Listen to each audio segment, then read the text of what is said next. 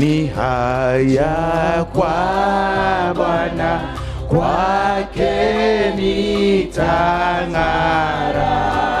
Mti wake sitakana, ni neno imara.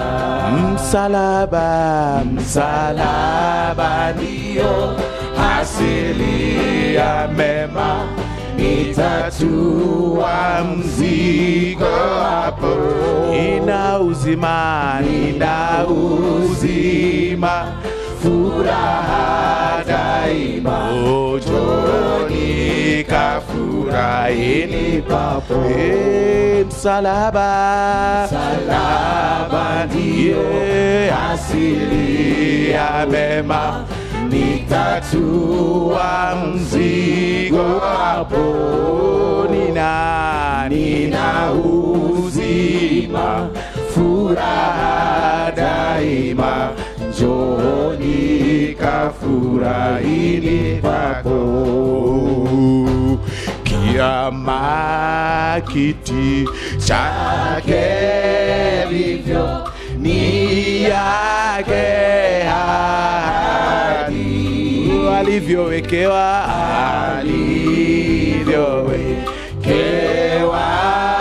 navyo, kamwe havirudi.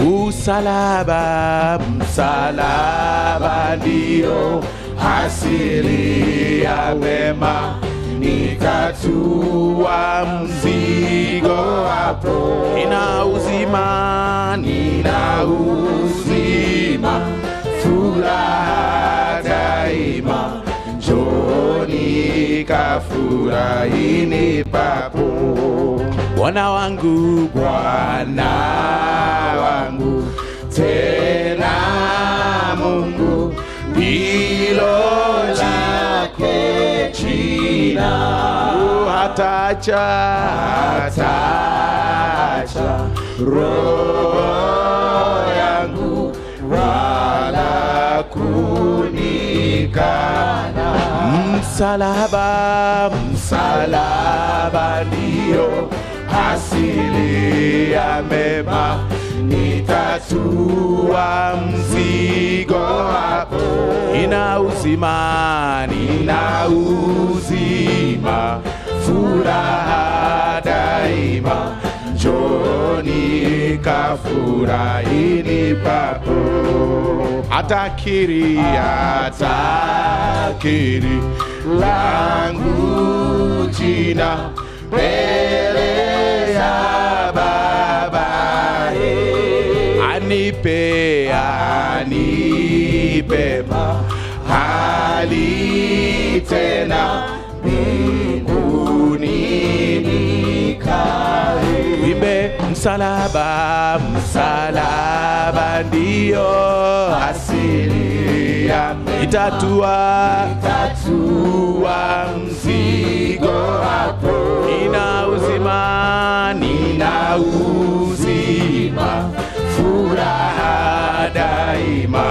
Njoni kafurahini papo. Imba msalaba ndio asili ya mema, nitatua mzigo hapo. Nina uzima, furaha daima. Njoni kafurahini papo. Oh, give me the melody.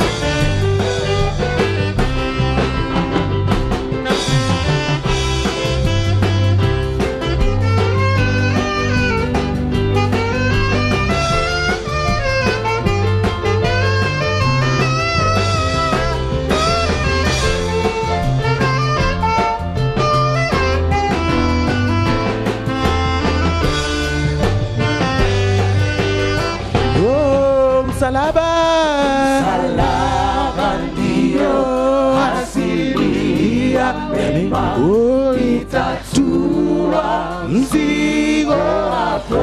nina uzima, Nina uzima, furaha daima, njoni kafurahini peponi, njoni kafurahini peponi. Thank you very much.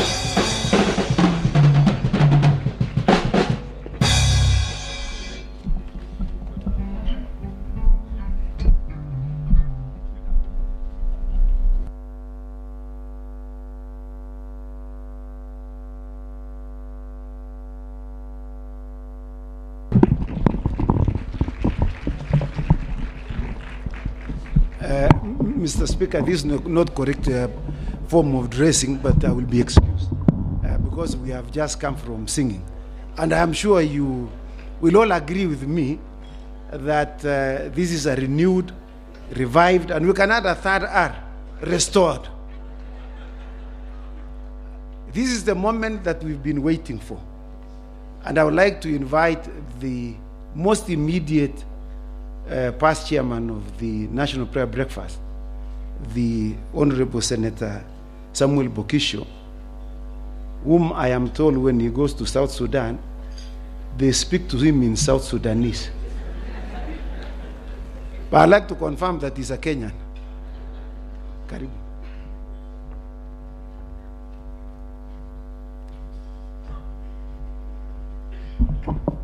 Your Excellency, the President, all protocols observed. If it were not because of poor lighting up here, you would know who I am. But I can introduce myself, really.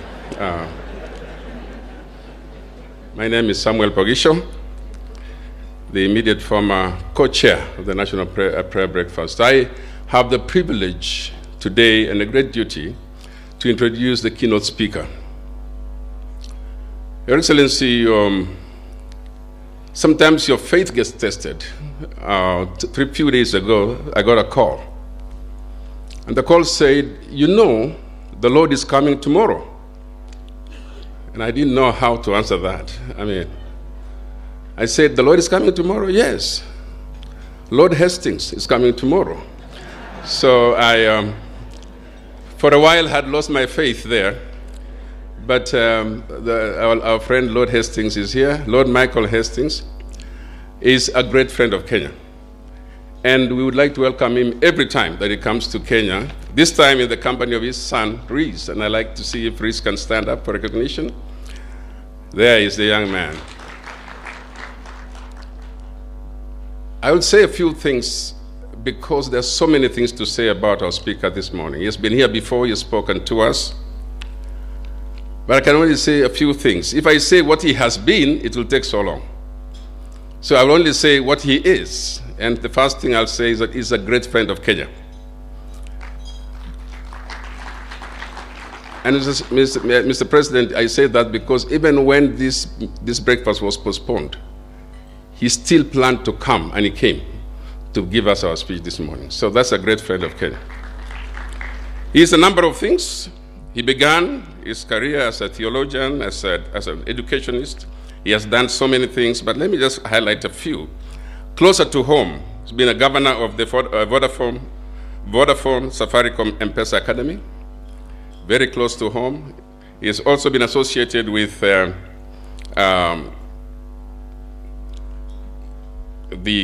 UNICEF UK. He's been in BBC. He has done a lot with BBC. He has also been global head of citizenship for KPMG, and he is still the chair of the School of Oriental African Studies, University of London. He remains a professor of leadership at the Stephen L. Covey Institute at the University of Utah. He is a non-executive director of Saxon Bamford, the executive search firm, and is chair of the London Chamber of Commerce Black Business Association also a director and trustee of the new National Education Institute. That is among many things that he is.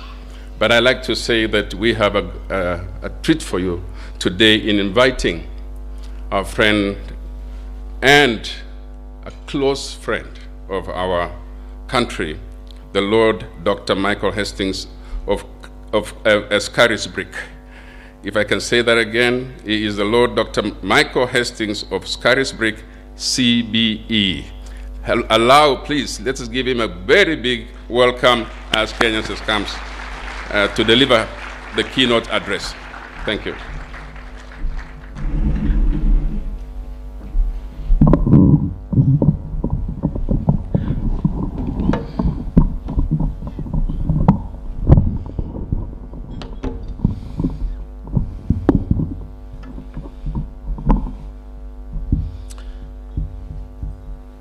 Mr. President, Mr. Vice President, and your wonderful wives, fellow parliamentarians and friends from all over the world, thank you for having me with you. Mr. President, you might remember that in 2019, when I was last here at this podium, I made a request. I said then that in the United Kingdom, we were searching for prime ministers. We couldn't find one, and the battles worked their way out. I have another request this time, which is we now have too many formers, and we'd like to send you some. So, if you fancy a few lost sheep, I'm sure you can find a pasture for them here in Kenya. Can I also congratulate the choir on an improvement, may I say a marginal improvement. If I said an outstanding one, I'd be indiscreet, but at least a marginal improvement. And can I suggest you go for Kenya's Got Talent and at least aim for a decade to get there? So it's a wonderful thing when parliamentarians sing. Let it translate into your decision making. Exactly a week ago, the National Aeronautical and Science Administration of the United States, we often call it NASA, held what they hope will be one of their final hearings, first started in 1966, to try and understand this critical question: is there life beyond Earth? In fact, the last president, if I may mention Donald Trump, actually signed in 2020 a COVID relief bill, which included a paragraph in the bill, and I read exactly from it, a provision requiring US intelligence agencies to deliver an unclassified report on UFOs within 180 days, in the middle of a COVID bill. America has been besotted with this question of whether there is somebody out there who might be staring at us, and if they are they on their way? Who is it sending these crafts, of which there are 144 unexplained appearances since 1966? And NASA had its grand estate of scientists gathered last week, Wednesday, and they proclaimed on the issues. They left the question open: is anybody out there? Well, I have news for you, and I have news for our American friends. There is somebody out there, and his name is Jesus. And there is a God who is out there, and he already sits, as the scriptures say, circling the earth. The heavens declare the glory of God, says the psalmist. Space itself speaks his story. Through the marvels of the heavens, his truth is on tour in the starry vaults of the sky, showing his skill in creation's craftsmanship. Every day gushes out his message to the next, night by night, whispering its knowledge to all, without a sound, without a word, without a voice being heard, yet all the world can hear its echo. Everywhere its message is abundantly clear. What a heavenly home God has set for the earth, shining in the Superdome of the sky. And here's the wonderful truth of that great revelation that scientists are yet to grasp. He who made it all came to walk with us. He, Jesus, who cast the stars into the constellations, who made everything that we take joy in, he came to sit with us, to eat with us, to ponder with us, to be with us. And he has one great unanswered prayer. Let me read it to you. Holy Father, John's Gospel, chapter 17. I'm about to leave this world, and I am to return to be with you. And my disciples will stay here. But Holy Father, everyone that you've given me, I urge you, keep them in your name, so that they will be united as one, even as we are one. God, who sent Jesus, came as one to be with us, to be reconciled with us, to bring us to reconciliation with God. And his great unanswered prayer is that we would reconcile. I don't know if you followed the story also last week of Brian Johnson. Only these things happen in America. They don't happen in reasonable places in the world. But Brian Johnson, an American tech millionaire, has now spent $2 million a year on anti-aging efforts. It's all over YouTube. It details the experience where he's taking plasma from his 17-year-old son and translating the plasma through he who is 45 years old to his 70-year-old father. He's spending $2 million a year because he wants to experience eternal youth. He wants to be permanently in the present. He doesn't want to pass to die. And he hopes that by passing the plasma from his son to himself, to his older father, ultimately they'll all live forever.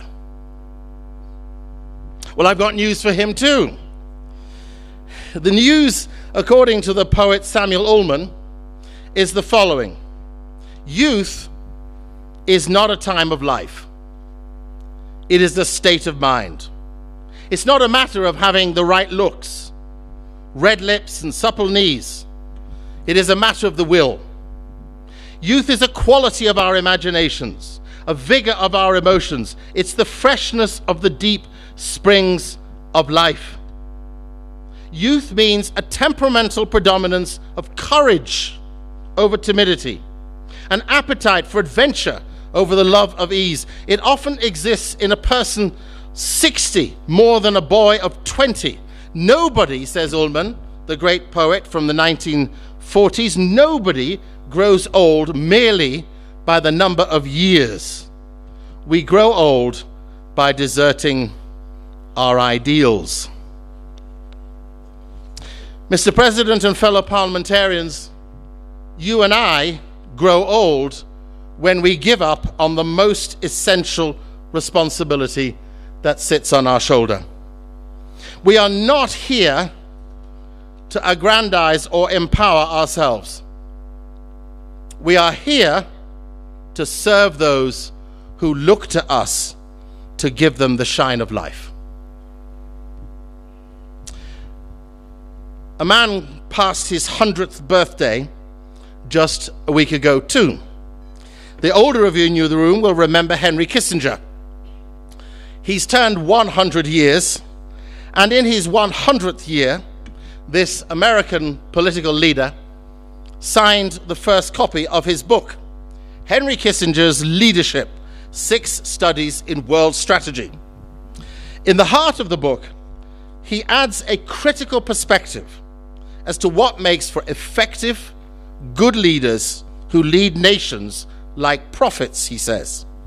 He said this: leaders need to see less from the perspective of the possible than from a vision of the imperative.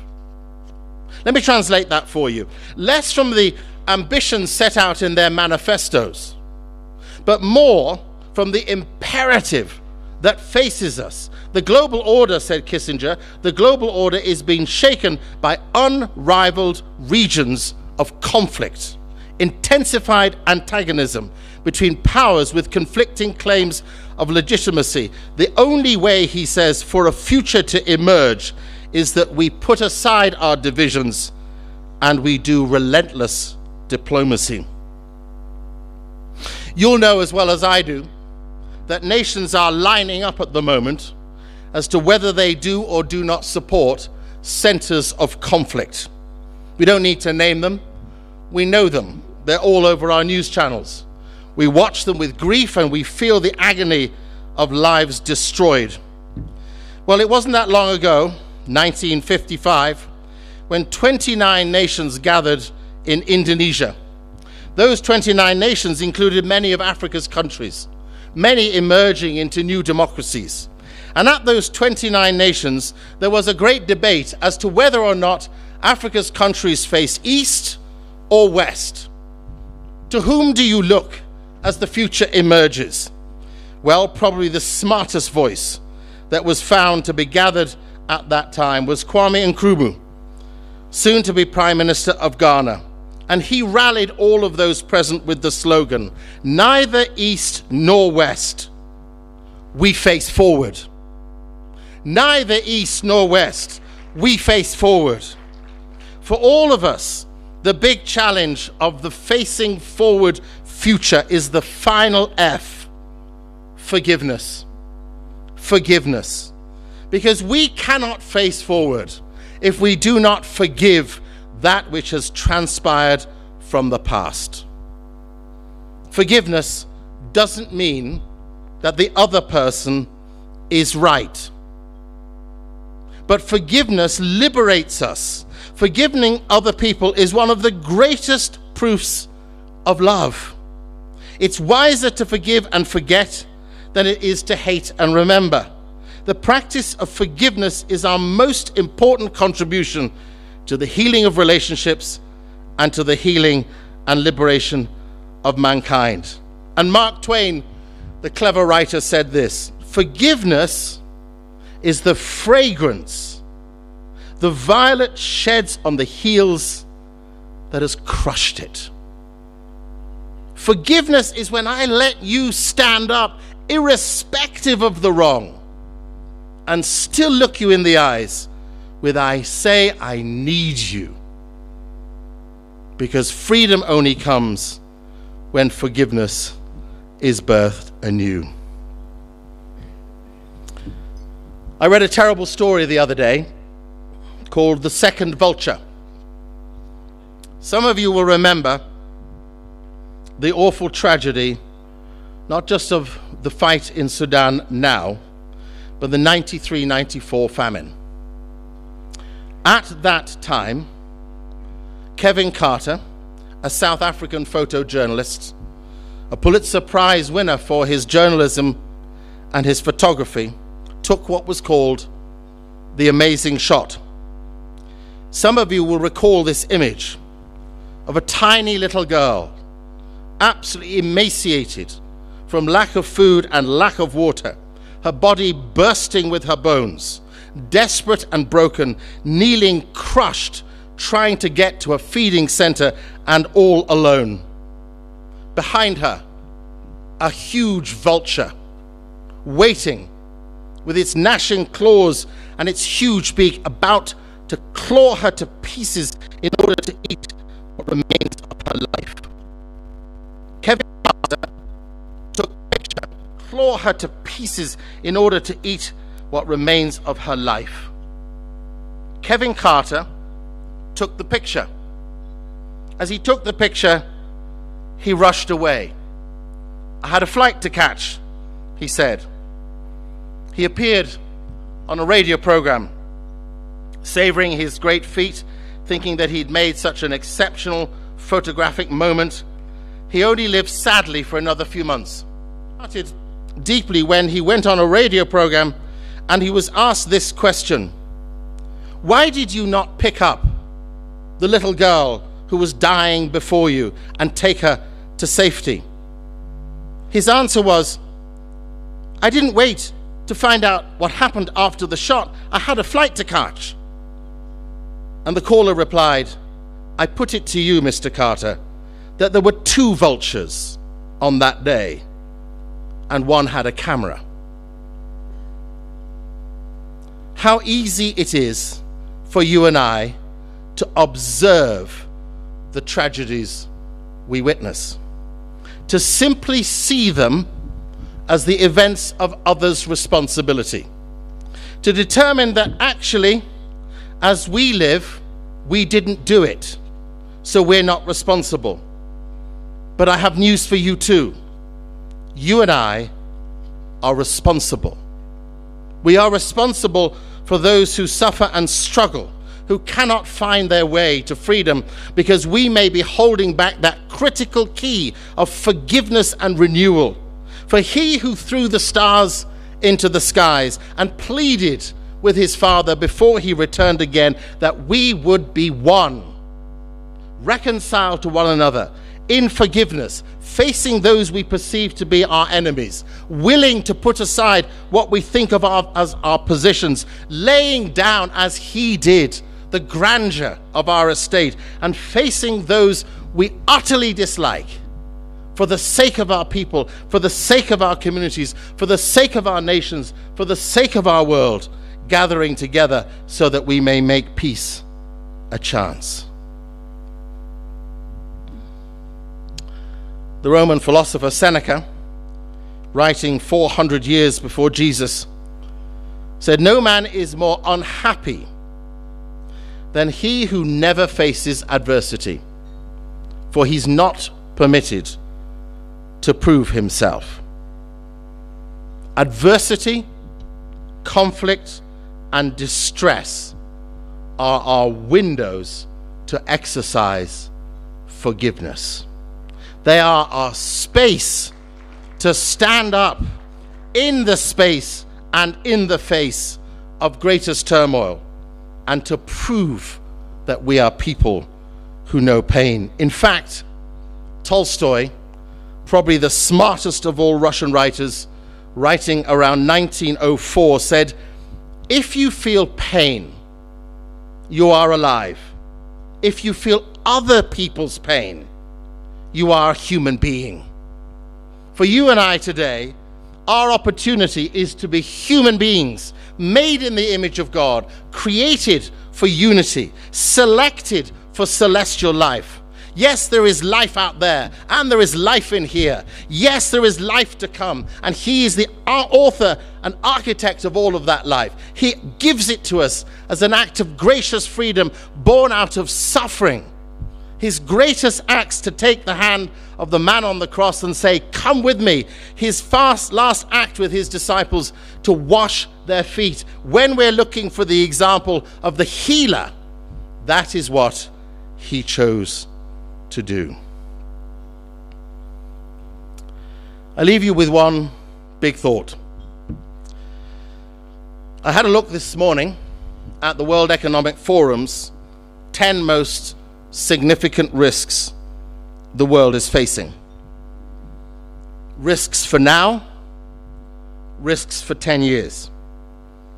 It won't surprise you that top of the list is a living crisis, the cost of just getting by, followed by natural disasters, governance questions, climate change, and then number 5, the erosion of social cohesion and societal polarization.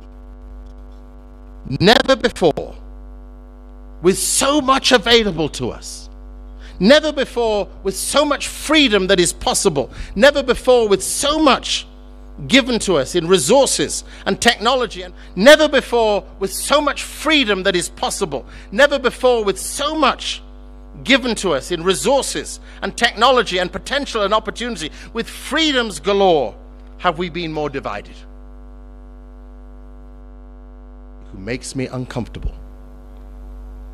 and to find the peace of Jesus in the heart of their future. Albert Einstein, Jesus in the heart of their future. Albert Einstein, said the world will not be destroyed by those who do evil, but by those who watch them without doing anything. Come on the journey. Let's reconcile.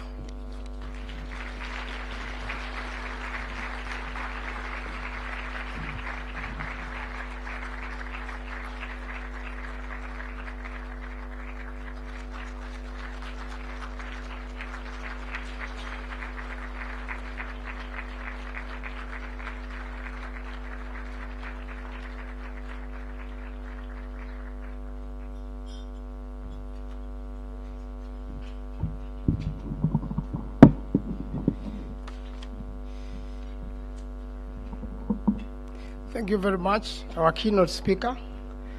Yesterday when I was welcoming you, I remember the joke of, the feeling of pain. One is alive. When you feel the other for others, then you are living. Let me take this opportunity to welcome the Speaker of the National Assembly, the Honorable Moses Wetangula, to take the rest of the program.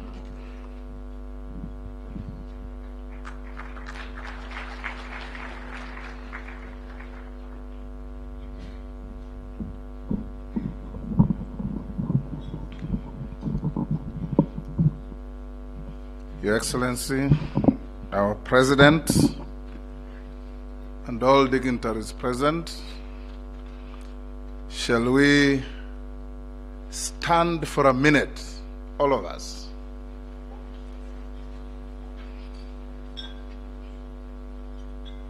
Turn to the person next to you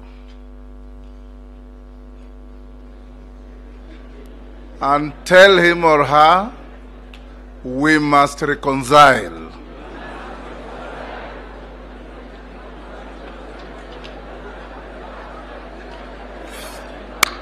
Thank you. Let's be seated. Take your seats.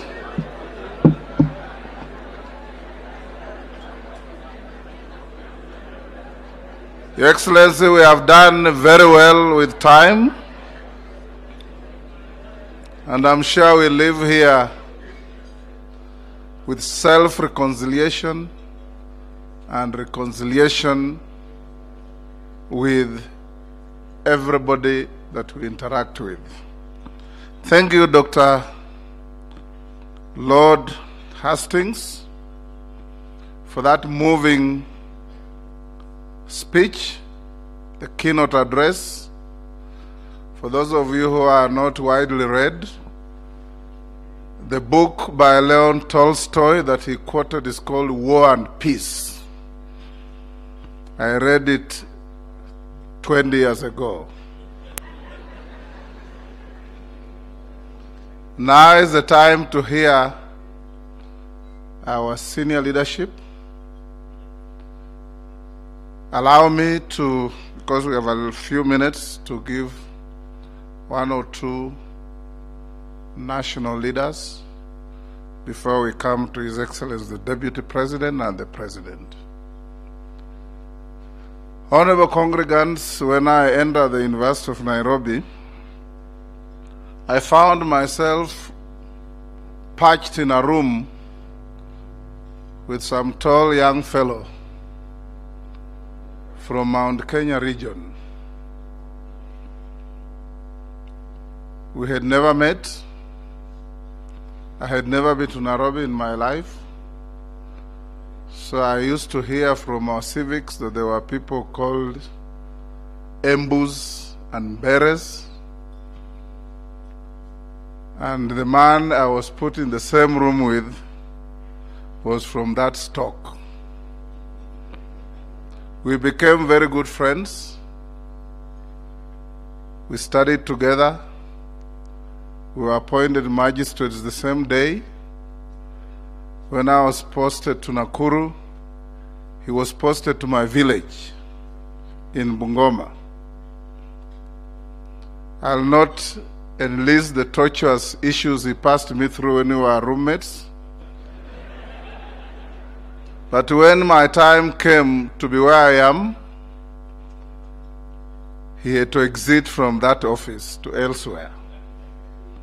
He's called Justin Bedan Njoka Muturi. He's now our Attorney General. We are the only two licensed to call each other Kijana. Kijana, come and say a few words. He's my predecessor and my very, very good friend. I'll give you 2 minutes to say a few words. Thank you, Kijana.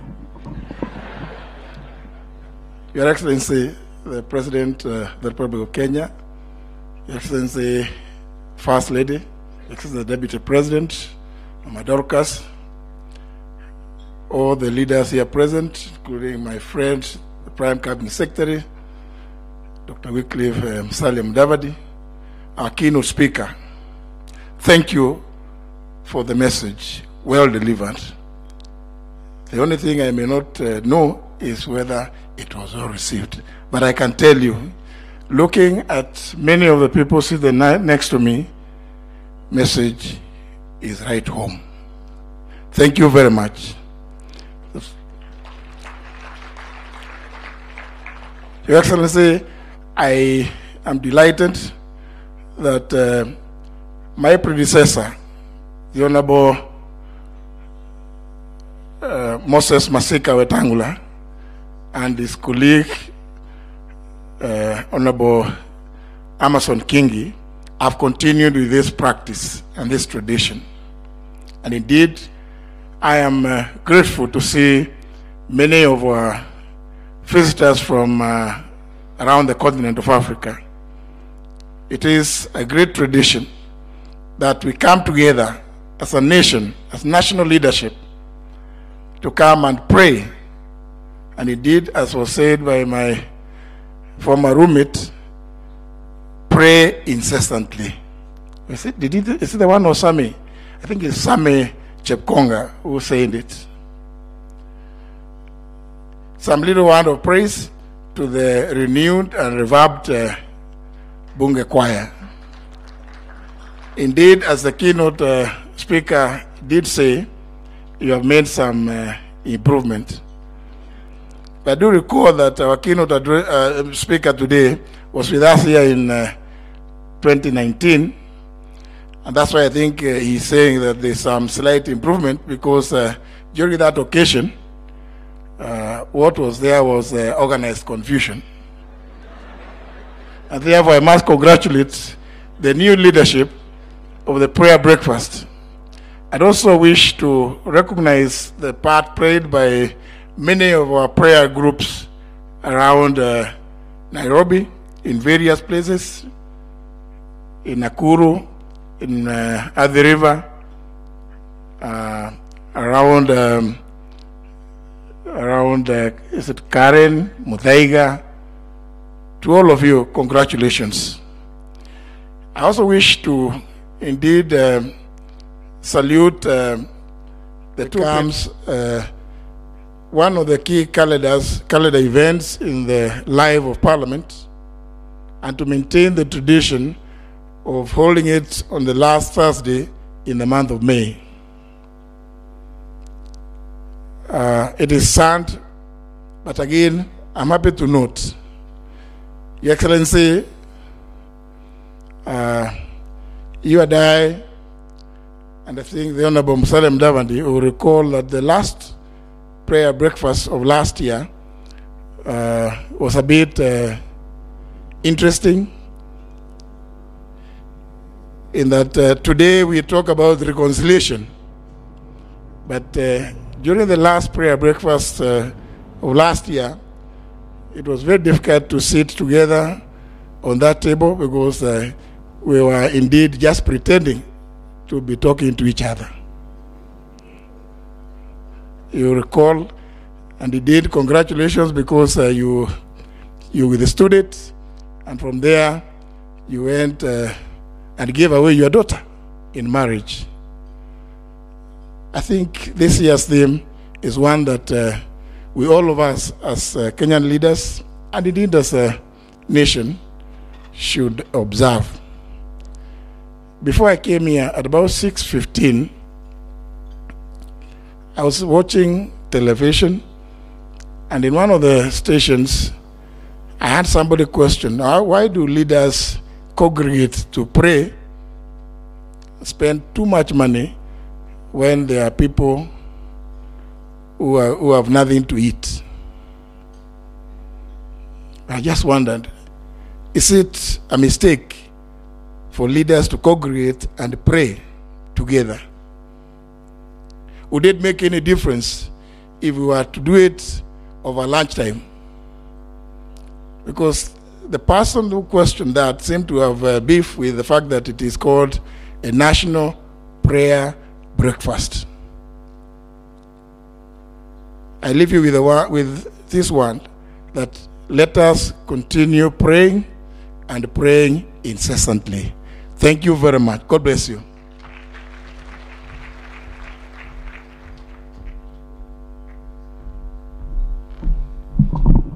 Thank you very much, Kijana. I'll now invite the Prime Cabinet Secretary, Musalia Mudavadi, and accord him 2 minutes to also say a few words about prayer.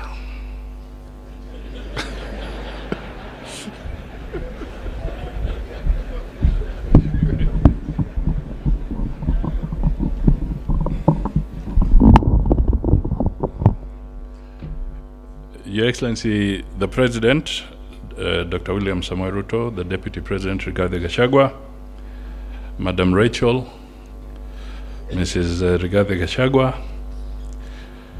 speakers present, dear friends, ladies and gentlemen.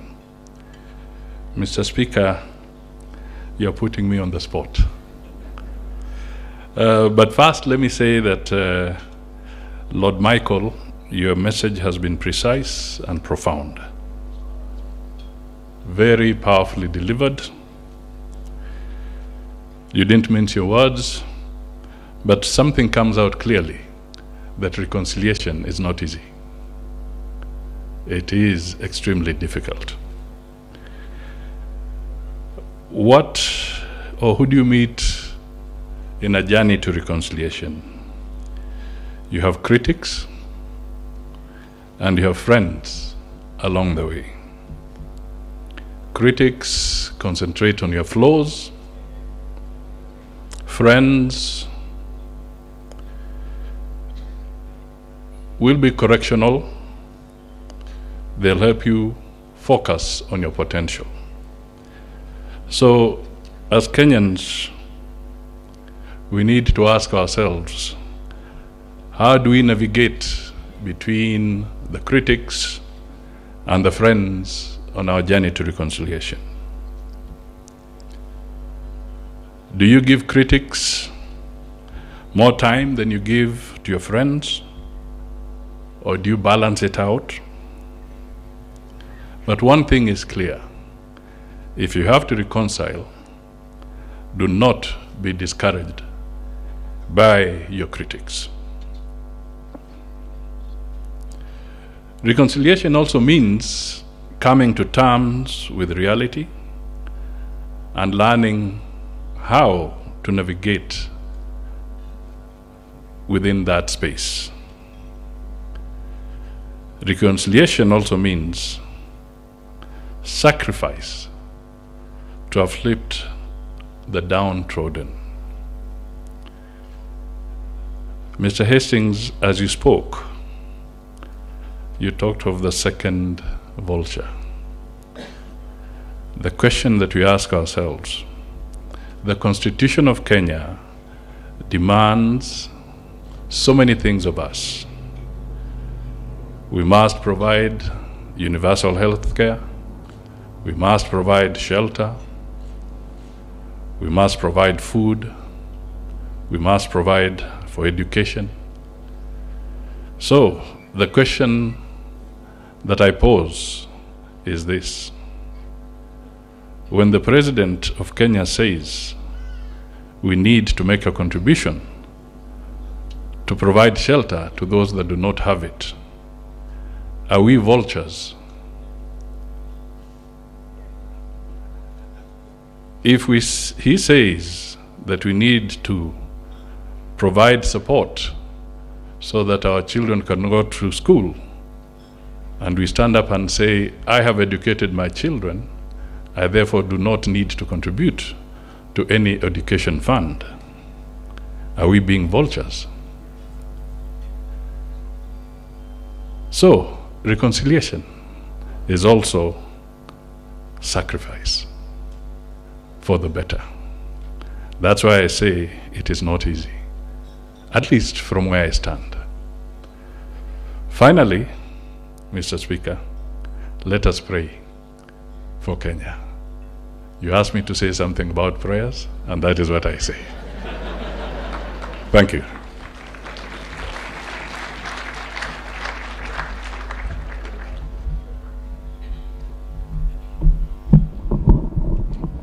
Thank you very much. Allow me now, Your Excellency, to invite one lady from Parliament. Give her 2 minutes to also say something. She has of late been in some turbulent waters, but she's looking very steady. Her name is the Honorable Sabina Chege.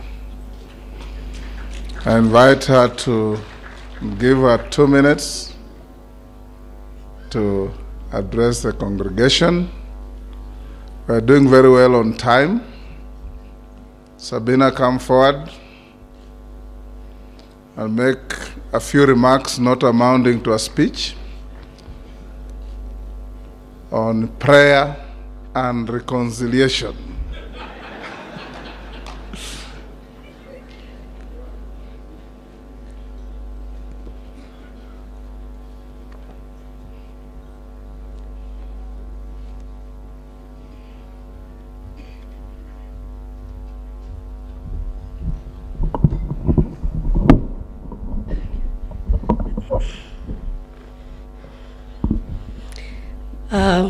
Your Excellency, the President of the Republic of Kenya, Dr. Samoei Ruto, Your Excellency, the First Lady, Your Excellency, the Deputy President, and Your Excellency, Pastor Dorcas, Speakers of both houses, allow me to say all protocols observed. I'm very grateful this morning. I didn't expect to get this chance to speak. And so thank you, Mr. Speaker, for the ambush. But I'm grateful that I'm able to say something. First and foremost is to thank Almighty God for giving us a beautiful country. And I want to thank His Excellency, the President. You know, for us who are blue and we are Azimio, last year at a time like this, we will not sit together. And when the election ended, we spoke today about reconciliation. Some of us chose the path to reconciliation, to consider Kenya first, and we believe that Kenya is bigger than any one of us. And so, Your Excellency, myself and the team from Jubilee, members of Parliament, we all went to the mantra, asiyekubali kushindwa, sio mshindani. And I know majority of Kenyans, maybe there are some who never voted, others voted for Azimio, others voted for Kenya Kwanza. Elections will be in the next 5 years. My appeal to all of us is that Kenya is greater than all of us, that we should work together to make sure that Kenya works. I have traveled across the globe, and every time I go, I miss coming back home. If Kenya burns, all of us burns.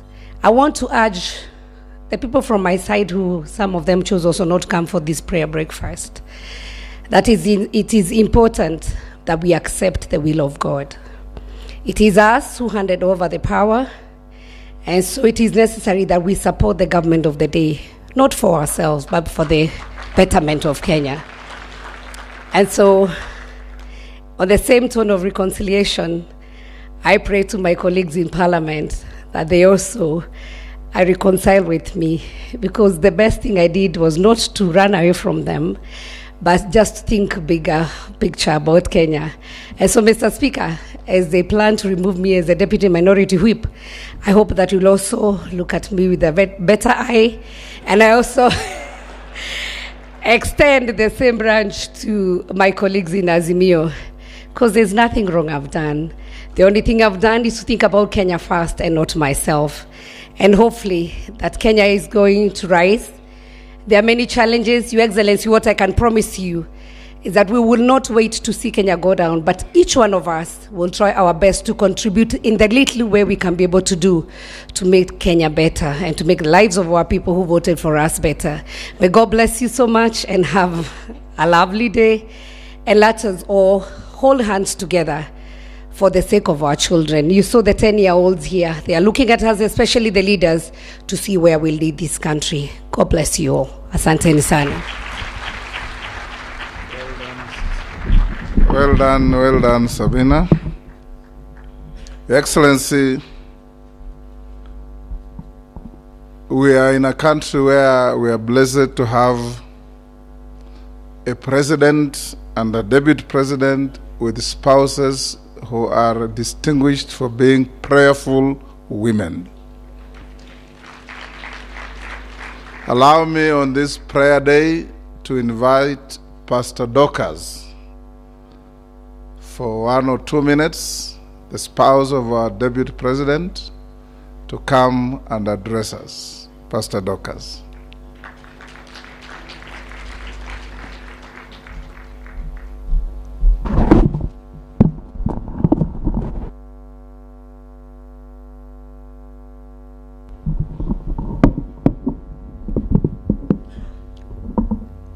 Our dear President, all protocols observed, good morning.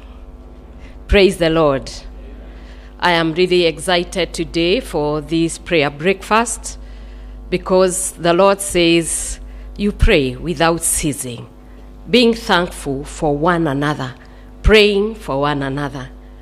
There is no greater thing than to be united. In Genesis 11, verse 6, it says that there were these people who built a tower, and they were united. They spoke one language. They were speaking in one accent, and it made God to come down from heaven, because whatever they had decided to do would succeed, but they were doing it for the wrong thing. But if they were doing it for the right thing, then nothing would be impossible for them. I believe as we gather today, we desire reconciliation. This country belongs to us. We are commanded by our God that if you don't forgive one another, even the Father in heaven will not forgive you. And therefore, let us learn to forgive one another.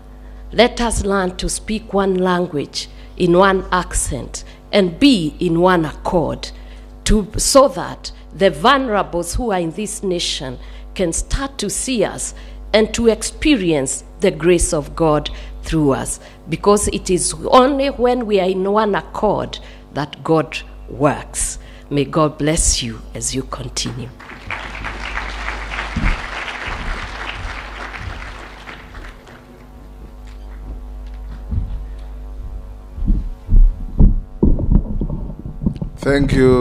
Thank you, Pastor Dorcas. My brother Reggie doesn't need to pray, you always pray for him. I now invite Her Excellency the First Lady, Mama Rachel Ruto, who is also a distinguished prayerful lady, to come and say a few words. Thank you, Speaker. Your Excellency, the President of the Republic of Kenya, Dr. William Samoei Ruto, Your Excellency, our Deputy President, Rigathi Gachagua, all protocols observed. Praise the Lord. Praise the Lord. I'd like to read the word of God from the book of Isaiah 40, verses 29 up to 31. The Bible says, He gives strength to the weary and increases the power of the weak. Even youths grow tired and weary, and young men stumble and fall. But those who wait in the Lord will renew their strength. They will soar on wings like eagles. They will run and not grow weary. They will walk and not be faint. I really want to thank God this morning because of this prayer breakfast. It really encourages me that the country Kenya, the people of Kenya, are people that wait upon the Lord. I really want to thank God more so because it is our leaders that have organized this prayer breakfast. Congratulations to Parliament and to all the leaders for doing this, because when our leaders are praying, then we know that Kenya is safe and even Africa is safe, because we know that when new leaders pray, it doesn't matter the differences that you may have, even politically, because when you pray, God answers and God brings you together. And so let's continue praying for our nation, and let's continue reconciling the people of Kenya, because together we are stronger. Thank you. May the Lord bless you.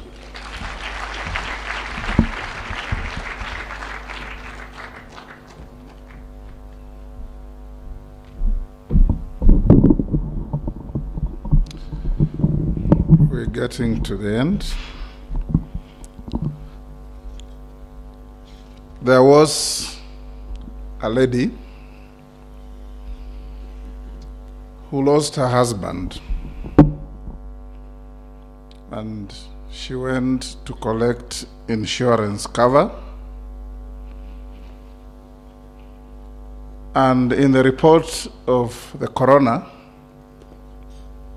the husband died of eating contaminated mushrooms. It was processed and she was paid. She was a very lucky lady. After 2 years, she had remarried. A year later, she lost her second husband. And the coroner's report was that the husband had eaten contaminated mushrooms. She was paid insurance, and she went away. Lucky woman. Within a year, she got a third husband. A year later, he died. And the coroner returned a verdict that he had died of a cracked skull. So her lawyer asked her, how come the first one died of eating contaminated mushrooms? The second one, contaminated mushrooms. How come the third died of a cracked skull? She said, because he refused to eat the mushrooms.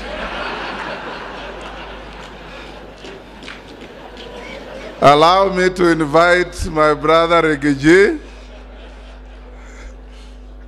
to come and address us, and thereafter invite His Excellency the President to give us a keynote address. Don't feed anybody with contaminated mushrooms, and don't crack anybody's skull.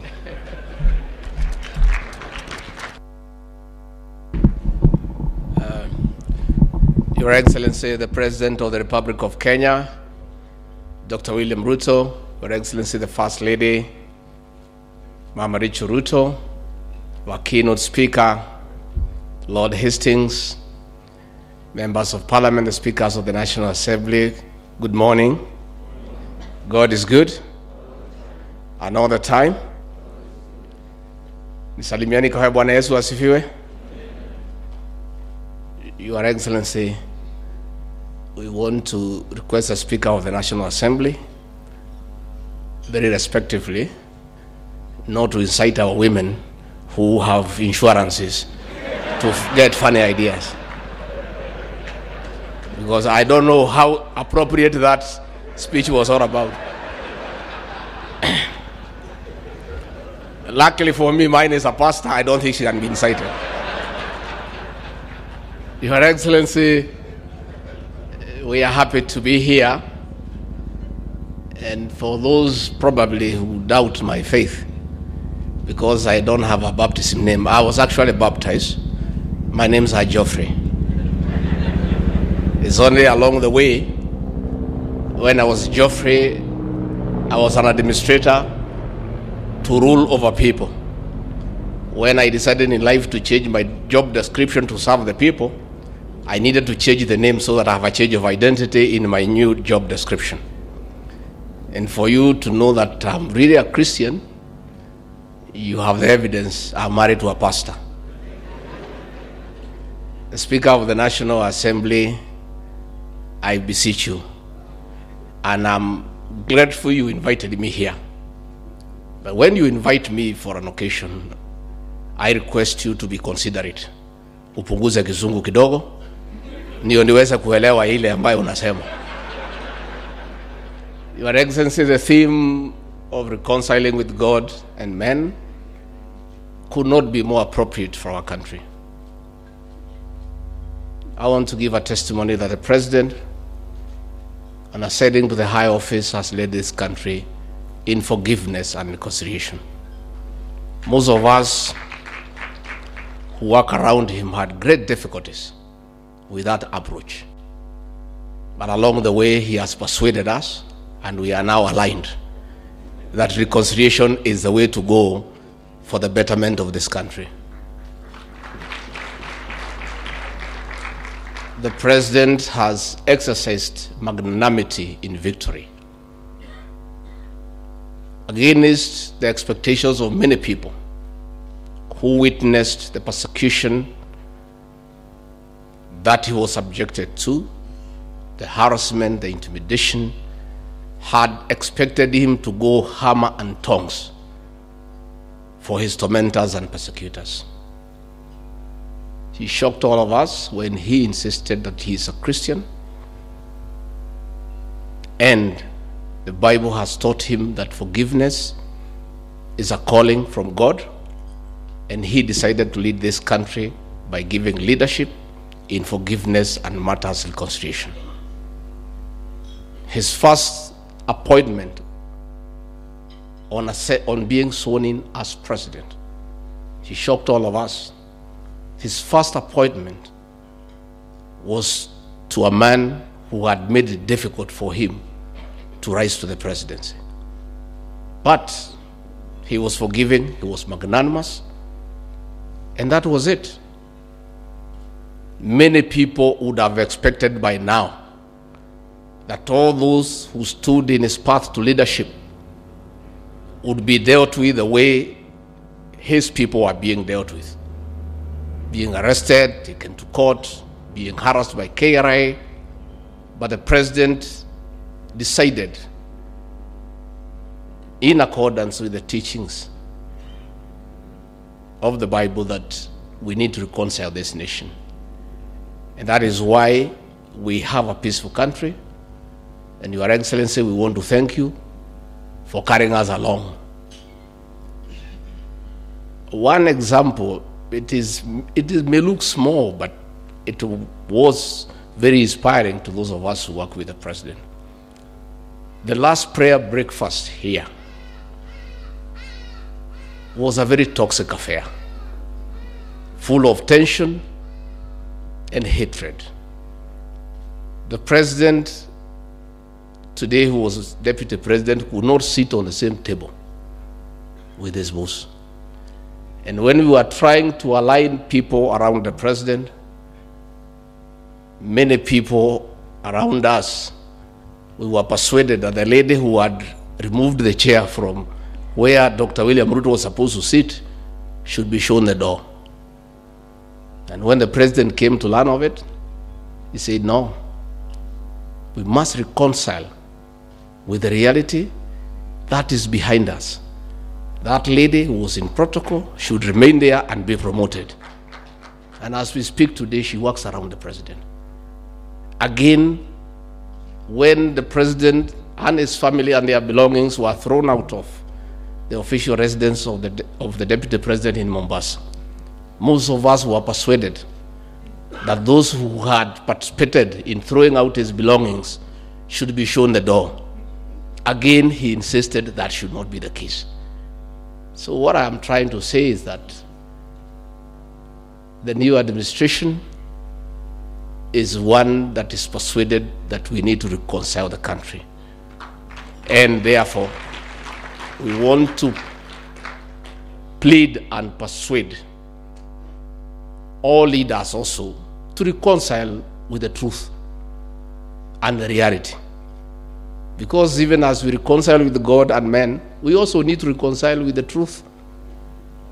The truth of the matter is that William Ruto is the President of the Republic of Kenya. Let everybody also, as we reconcile with God and with men, start by reconciling with the truth. I was very impressed the other day to see the women rep of Nairobi, Honorable Pasaris, reconciling with the truth in Nairobi that 70% of the people she leads live in the slums. And it would not be wise for her as a leader to oppose a program that is going to remove the people she leads from the slums to dignity. We are therefore asking everybody, as we reconcile with God and with men, let us also reconcile with truth and reality. Your Excellency, when we were seated there, you were a bit concerned ya kwamba hawa waliongea hapa wameumiza Kimani Ichung'wa kidogo. But Your Excellency, you and I also need to reconcile with Kimani Ichung'wa because he has not been very nice to us. You know, Kimani Ichung'wa was in Alliance High School. Anytime we have an occasion and he's given an opportunity to speak, because the President and I were in some schools who many people don't want to mention or think about, he tries to intimidate the President and I, despite the fact that we are his seniors, that he was in Alliance High School. Lakini sasa wewe ndugu yangu Kimani Ichung'wa, hata kama ulikuwa Alliance na mimi sikuwa huko, uniheshimu kidogo. Kwa sababu hiyo Alliance yako hiyo, they say that the people from Alliance boys and girls are top. Mimi niliingia hiyo Alliance yako, Alliance girls, nikachanganya mtoto ya mwenyewe, nikaweka box, ni bibi yangu leo. So between me and these guys who went to Alliance, who is more superior?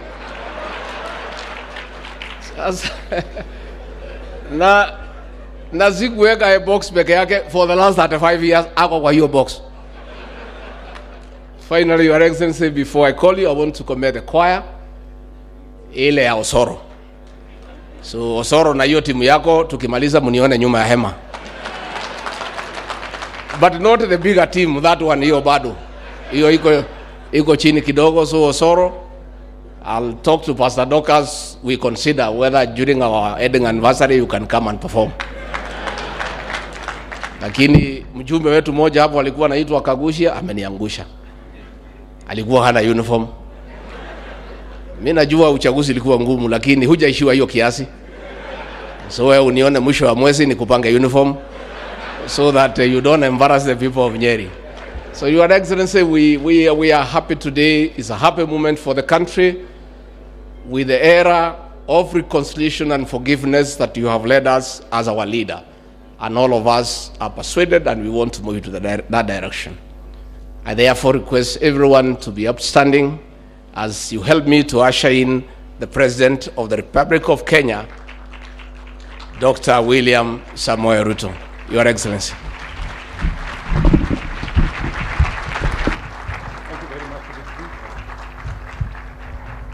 Asante sana, Bwana Deputy President. Please, let's take our seats. Thank you very much.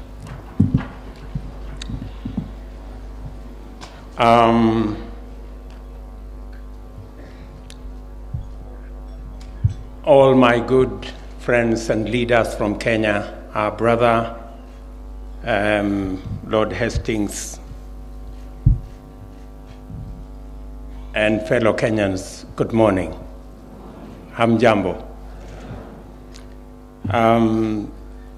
Let me first take this opportunity to thank God for giving us this opportunity today and to congratulate Parliament, all our members of Parliament, for putting this prayer breakfast together.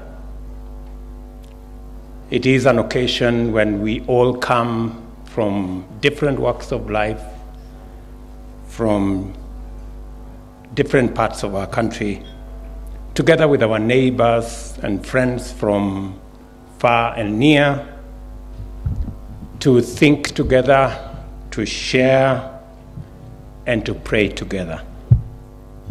I want to congratulate Parliament for making it certain that we will not be looking for a date going into the future. It's now confirmed that it is the last Thursday of May every year. So all of us will put it in our calendar. I think it is partly informed by the fact that this prayer breakfast has to be shifted from last week, and I think it happened again before.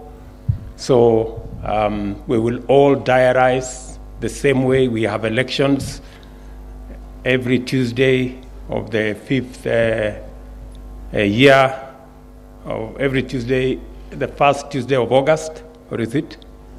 Second Tuesday of August. We will now know when our prayer breakfast will be. It is very interesting that the theme of this prayer breakfast is reconciliation. I remember the last prayer breakfast here was again around the same. I remember in that prayer breakfast asking for forgiveness from my friend, the former president. And it is interesting that today we are again discussing in our first prayer breakfast the subject of forgiveness and reconciliation. Let me say that I am truly grateful to God that in this, our first prayer breakfast, we have come together as a nation. And it is perfectly in order for us to celebrate where we are today as a country. Let me first congratulate all elected leaders who are here on this first prayer breakfast. Congratulations to all of you who have been given the opportunity to serve the people of Kenya. All of us, from our MCAs to our members of parliament to our governors and all of us in between. We want to thank God for the opportunity to serve the people of Kenya. And I want to congratulate you and to tell you that I am looking forward to working with each and every one of you, working together across political lines on matters that are important to the people of Kenya.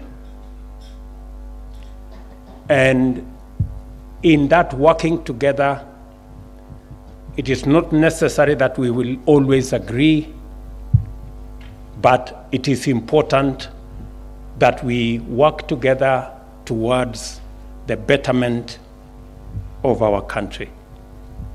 I am reminded, and I want to thank God for the last general election. The last general election were in a category of their own. I mean, it was a turning point.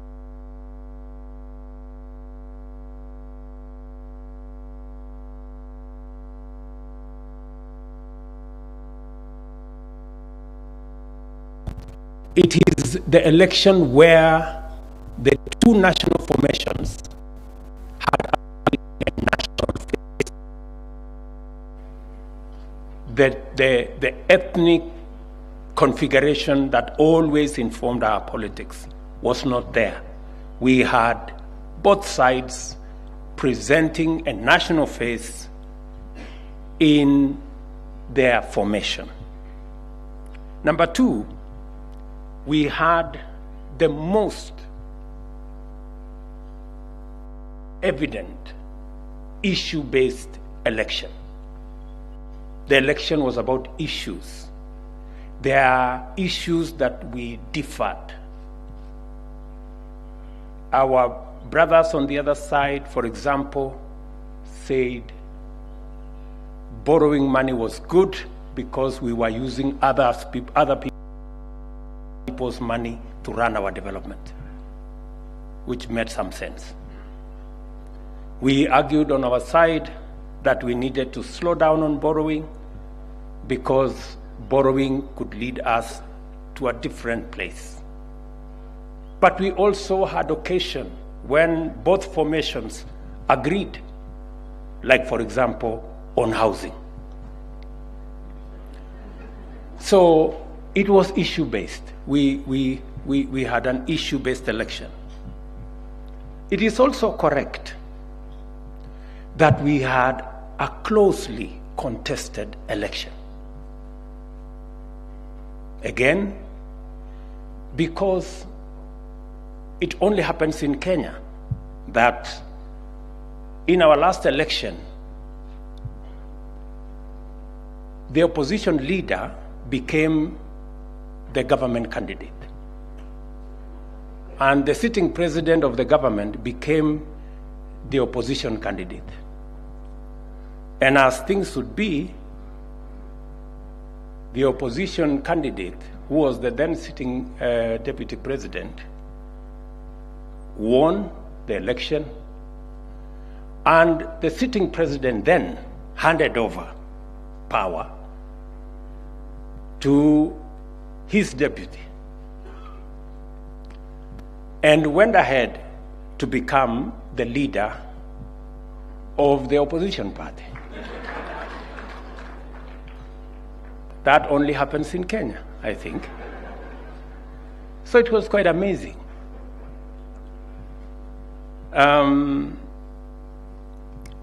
The fourth characteristic of our last election, from where I sit, is that with all that, we ended up with a peaceful election.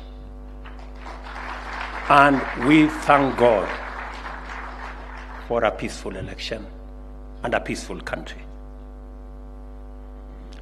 And that is why this morning, I join you with rejoicing, thanksgiving, faithful supplication, and prayer in my heart. I praise the Almighty God of all creation, whose supremacy we, the people of Kenya, solemnly and humbly acknowledge, even at the moment of constituting our sovereign republic, and to whom we submit our aspirations in prayer every time we sing our national anthem.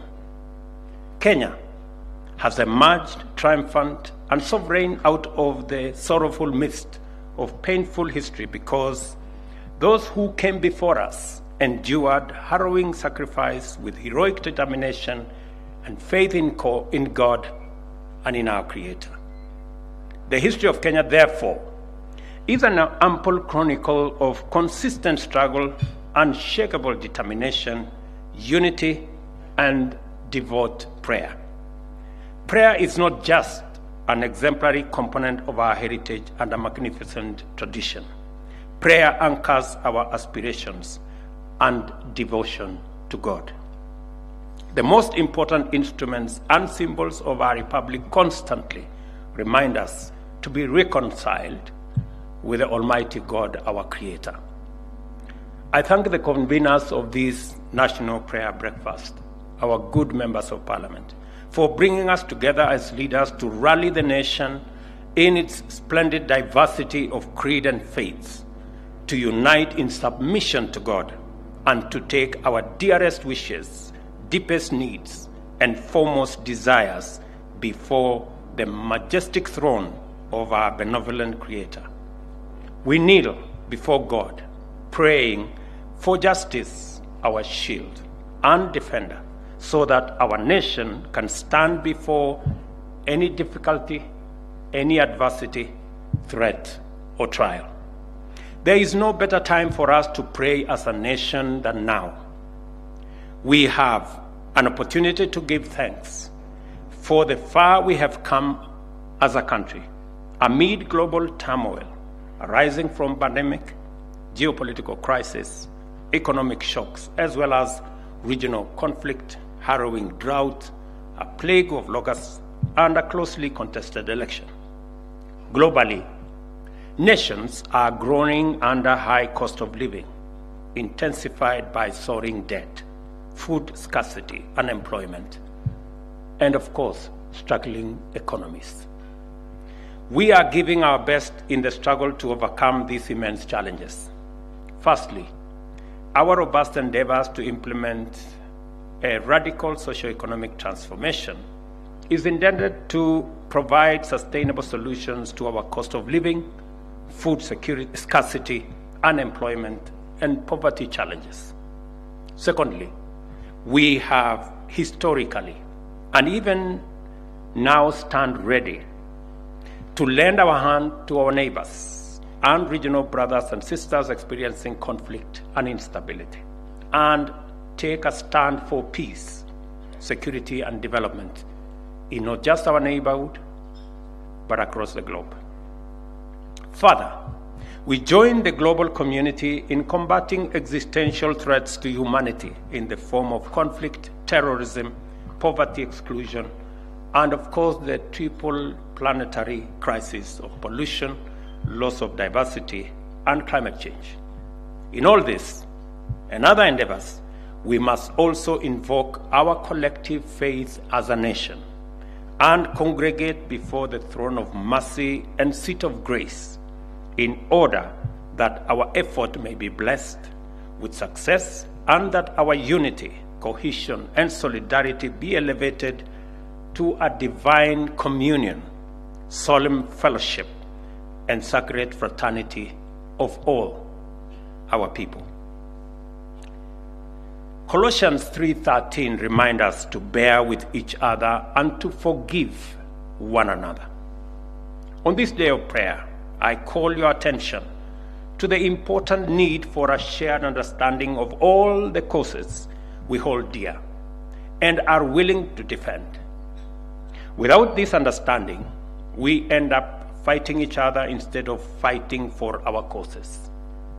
Without this understanding, we end up divided when we should be united. I want to remind all of us leaders about the expectations that the people of Kenya have, that we love our country dearly and will do our part individually and collectively to make Kenya work and succeed in promoting the well-being, the dignity, and the liberty of all our people.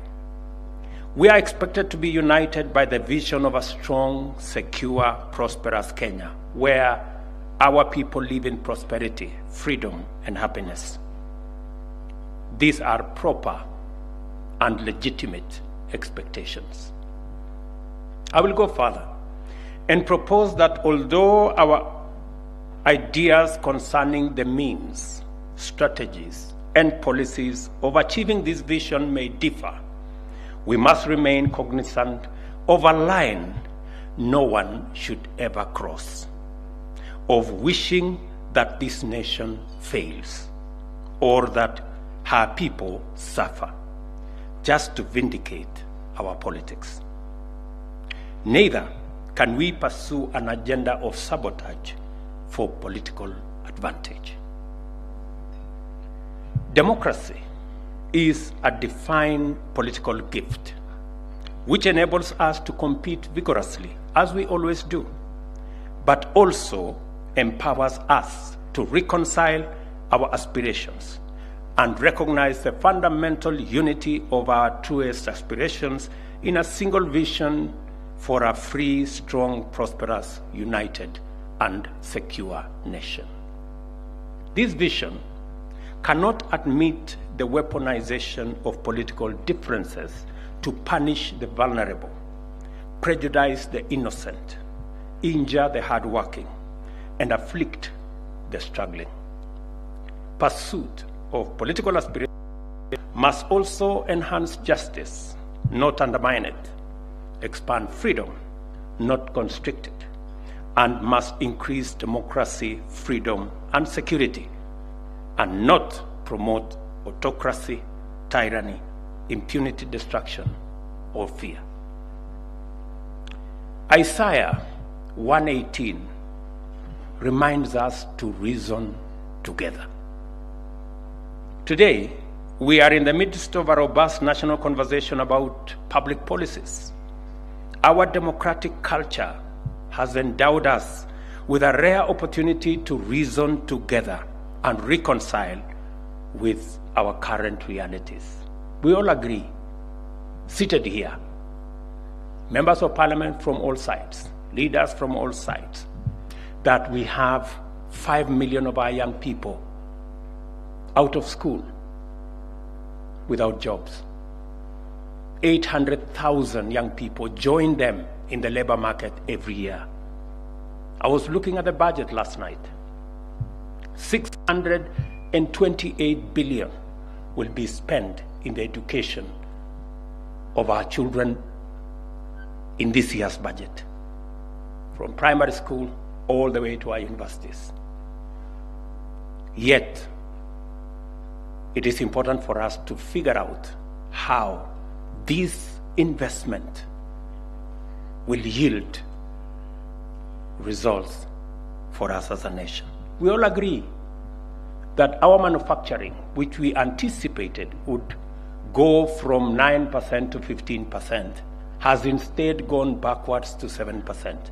And we need to put policy interventions like the ones of promoting our manufacturing endeavors, making sure that we provide opportunities and interventions to promote manufacturing. We are all agreed that our exports as a percentage of GDP have come down from 28% to 10%. We need to do something about it.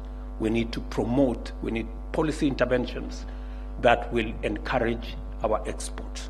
We all agree that 7 million Kenyans today live in informal settlements, suffer the indignity of living in settlements that do not have adequate water, do not have adequate sanitation. They are our brothers and sisters.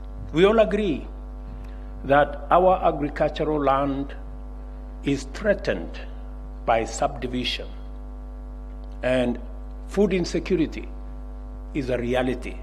That is why we have a conversation about the high cost of living. We need to do something about it. We all agree that borrowing is not the way out of our current situation, that our debt has increased from about 4 trillion to 9 trillion in 5-6 short years. We must reconcile ourselves to that truth. So, as we participate in this important debate on the finance bill, let us ask God to open our eyes and enable us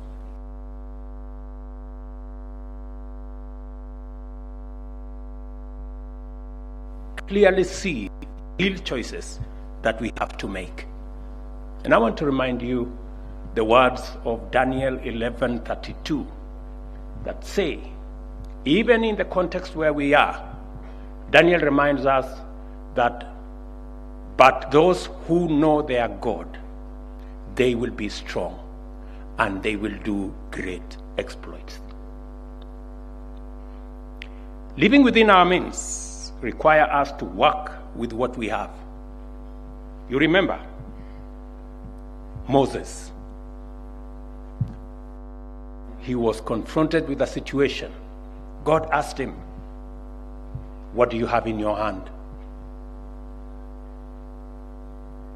And you know what he had in his hand. You also remember Jesus asked his disciples when they were confronted with a situation of feeding 5,000 people. Jesus asked, the young man and the lady, what do you have in your hand?